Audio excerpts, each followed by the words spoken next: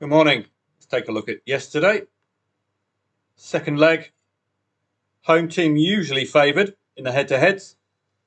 I didn't play, but Real Oviedo have a shot at La Liga football. The only other football yesterday of interest, if I can do Control and F. Nope, not allowing me. Okay, try again. Yeah, there we go.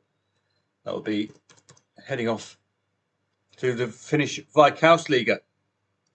Quite a readable league yesterday. I gave you this lay the draw second half in the expectation that SJK would come alive, which indeed they did. Nice couple of goals. They scored first in the second half, so you've got a really good odds move. And if you stayed for the 3-1, of course, that guarantees you that draw will not come to fruition. HJK rediscovered how to score more than one goal in a match. KUPS, their first defeat of the season, but this is the importance of taking out insurance on that 0-1. Regardless of whether a side's unbeaten or not, you can't predict the future. In-play stats were excellent for KUPS. They just didn't cross the line. Too few shots on target and a missed penalty for Pennanen, the absolute tool. I didn't know that. So he's going to get a special present from me in the post. That would have been a perfectly timed goal as well for the equaliser. This, I feel, is one of those matches you have to look out for. Why? Well, let's have a look at Haka's away form recently, conceding 8 goals in 2 consecutive away matches. They're going to react defensively. The manager's not going to put up with this for too long. They're going to react defensively, and it tends to be in the next match where they suddenly lurch towards a solid defensive unit all of a sudden, keeping the league leaders out, for goodness sake. So a really good result for Haka yesterday, and a break even for us. So I was delighted with that. From a tennis perspective, I think there were a couple of plays yesterday. All of the ones that I starred in yesterday's review preview, pretty good choices. Greek Sport, I was ready in case old Ronald McDonald got the first set, but no, really good performance from Greek Sport. Don't forget, look at these Dutch players in Holland, even Brouwer getting the best of Mannarino. I would have possibly laid Mannarino if he won the first set based on that in a local tournament factor. The other ones, I thought Tiafoe would come alive. Well, it was a tight pair of matches. So for those of you looking to take on Tiafoe in his first set with the German in Germany, in that second set, well, it went to the serve. Was at any point that Hanfmann led? Well, let's have a look. They didn't drop a service game apart from, we're looking at the second set. Let's go to the second set. No dropped game at all. And Hanfmann lost his serve there initially. So we could have done with Tiafoe losing his serve first to get a trade if you took on the play. Draper, we did make a profit here, but I hope you were following the match and you cashed out, because I'm afraid I got a bit waylaid with other things. But we got that second set win for Giron. I've just got this feeling with Jack Draper, he's not all that, particularly at 1.3, particularly at 1.12 after winning the first set. Very good value. You'd have cashed out after that Giron second set win. What convinced me? Look at the ATP rankings, 54th against 40th. There's no huge gap here at all. A player lacking confidence, particularly from the clay court element. So very gettable, but he did eventuate with the win. So I was delighted with that. In the ladies' game, well, Naomi Osaka was just too good. But I did have that one starred in case Lemens won the first set. Again, a Dutch lady in the Netherlands could possibly get us something out of that. Looking at Nottingham, I didn't really play. There was a couple of English players. Those were the matches I starred yesterday.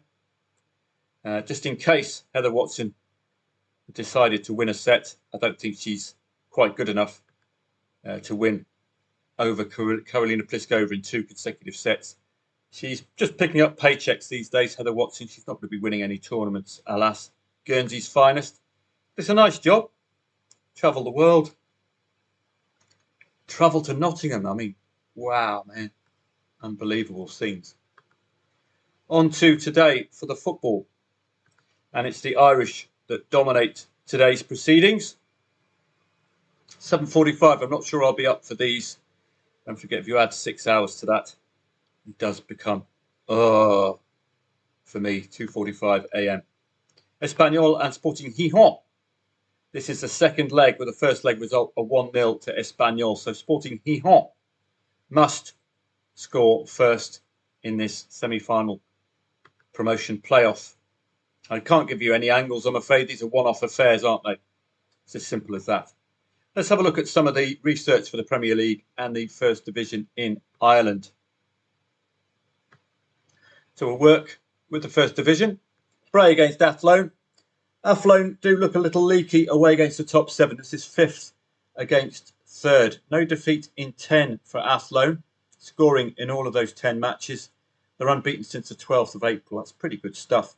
Bray themselves have scored in their last 10 as well, and they're pretty solid recently at home. Win-win, win-win, loss-win. This is a tough one to discount any of the two sides today, so it doesn't make for a readable match. Cork against Cobh Ramblers. This is a local derby geographically.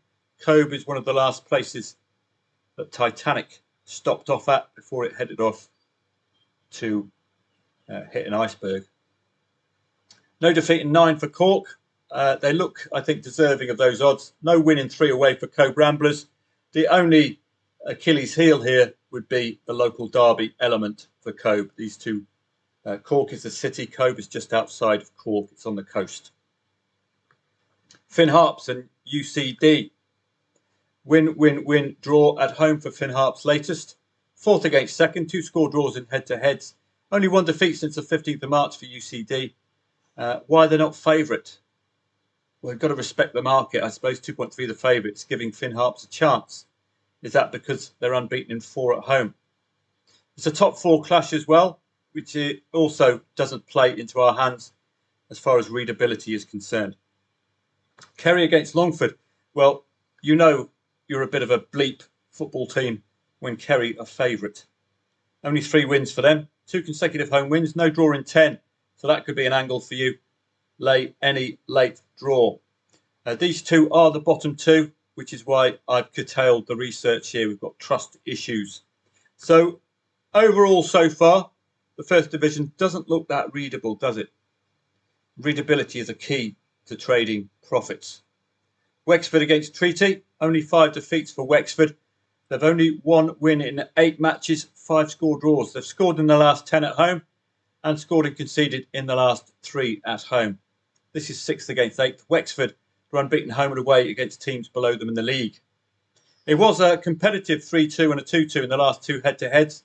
So if Treaty score 2 goals today, they may not come out of this with a win. In the Irish Premier Division, is there any more readable?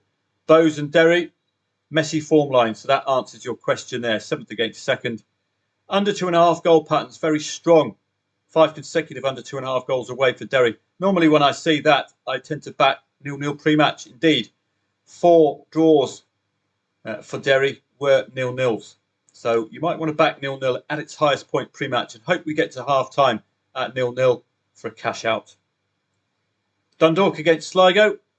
Another match to potentially target that 0-0 pre-match. 2/3 of home matches were 0-0 at half-time for Dundalk. So that's quite a high proportion. Let's have a look elsewhere. 7 consecutive home clean sheets as well for Dundalk. So if Sligo score first, the Sligo really got to score that 2nd consecutive goal. So that could give us a real angle in if Sligo score first. Galway against the Drogs. 9-match unbeaten run for Galway ended with 2 consecutive away defeats. 7 consecutive under 2.5 goal matches again. So again, that could open the door up to backing 0-0 pre-match. I know under 2.5 goals isn't under 1.5 goals. You could still get under 2.5 goals with a goal conceded in the first half. But I've seen it time and again with these kind of factors. If you have a consistent run of under 2.5 goals, there's a high chance of a 0-0 at half time. Drogh's inability to beat the top 5, this is 5th against 9th, might keep us favouring Galway. They're also keeping clean sheets as well, Galway. St Pat's against Shamrock, only 2 wins since the 12th of April for St Pat's. Both teams have scored in the last 3 at home. 8th against 3rd, 2-1 win and a 2-2 in head-to-head. So St Pat's favoured in the head-to-heads. 7 0-0s at half-time away for Shamrock Rovers. Again, what a pattern we're seeing in the Irish Premier Division. A lot of under 2.5 goals, a lot of 0-0s at half-time. Shamrock are okay away, losing only 3 matches. St Pat's have had the best of the head-to-head, so it's a difficult one to discount St Pat's here, despite the fact that they're playing a top 3 side today. Waterford against Shelburne. Could be tight, this one. Look at the head-to-heads, 1-1 and a 1-0 loss. Yet again, an unreadable match. Don't forget, as football traders, we can pick our battles. I would highly recommend you don't just trade because it's on the telly or because it's the only football that's available. You must have readable matches. We've got to have a fair idea of what's going to happen in the match. Like KUPS, had they not missed that penalty, they could have gone on and won that match. They were highly likely to be the next goal scorers. It was a very readable match. They're unbeaten all season. That, for me, is a tradable match. A lot of these today, very messy form lines. So, not the most appealing stuff. Having a look at the tennis for today. And we've got all of this Davis Cup stuff I won't be playing. But we've got some more previews, if you can read these, in the Netherlands. Watch out for locals. We don't have any remaining. Milos Raonic, it's very interesting. He's now suddenly lurched into favouritism. He was an outsider in his first match, which his service game saved him, basically. That could do it today. If Milos Raonic's serve is performing, Bautista Agut is going to find it extremely difficult to break him. So that, like I did yesterday with serve, we'd start. Karen Khachanov, we're still involved with this one. And check that out, girlfriend. £8 liability, £61.95. And I'm going to take that before the third set is known. What a recovery. For the life of me, I haven't got a clue why Vukic's odds were so low. I managed to lay Vukic at 1.08 after winning the first set. Now, I wasn't watching this match. Maybe Karen Khachanov had a medical timeout or was showing some injury, or he had a fall or something. But 1.08 after winning the first set against a player of this stature, I wish I'd loaded up a lot more. So those of you who were with me on Telegram yesterday, cash out £61.95 for an £8 liability. Not too shabby. So that's to be concluded, or I don't care anymore now. Karen Khachanov has won that second set. Why on earth are you 1.08 when you're playing a 1.4 favourite? I don't understand it. There's no commentary here to give us an indication of any timeout. We've got a 22nd in the world as well. I don't understand it. I really wish I'd loaded up. 80 quid liability. Oh. Any matches of interest here today for me? Corda against Nardi. Let's have a look at the rankings. 26th against 73rd. We're not a very lowly ranked player. I do like old Hitler haircut. Alex de Minaur. We have ways of making you lose the tiebreaker. Yes, indeed, we do. He's playing Bergs today. Reliable. This Milos Raonic match, it's teetering on which Raonic turns up. The Raonic of the first match, where his service game was quite simply invincible. If that Raonic turns up, we might be in for some fun. Richard Gasquet showed in the French Open that the odds don't mean a thing, but that was in front of home support. Nakashima is a bit too solid, I think. If Richard Gasquet wins the first set, I would have faith in Nakashima being competitive in that second set. I like Struff. I like the fact he's a German in Germany. So that would get the star from me today. And this might be a new technique for you with your tennis trading, is to star matches that you personally find are readable. This is pretty much the story of today's video. It's readability, isn't it? Denis Shapovalov coming off the back of an injury, I believe. That's why he's so highly ranked, 117. This is a toughie. So lacking readability for me. Oh, Jack Duckworth playing Shelton. I wonder if Vera's going to be there with Stan to cheer on her boy. Bit of Betty's hot pot before they start the match for old Jack. He'll be okay. Shelton, 14th in the world, so that would get my interest here. And in the ladies' game, anything to start? Pegula against Krunic. Does she deserve the ranking? Well, it's world number 5. Krunic, that could be down to injury as well, 400th. So that would be interesting. Samsonova, I don't know very well, against Naif. 15th in the world against 161st. So automatically, such a rankings differential suggests we could get something. Emma Raducanu, about as trustworthy as an Arthur Daly motor, I'm afraid.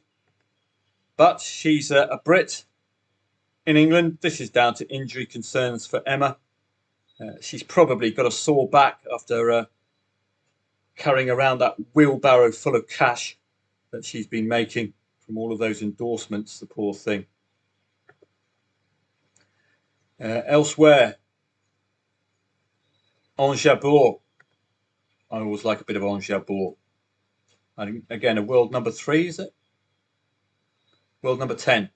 So we should get a result from Ons Jabeur today. So some readable tennis, as there was yesterday, and I'm quite happy to follow this throughout the day.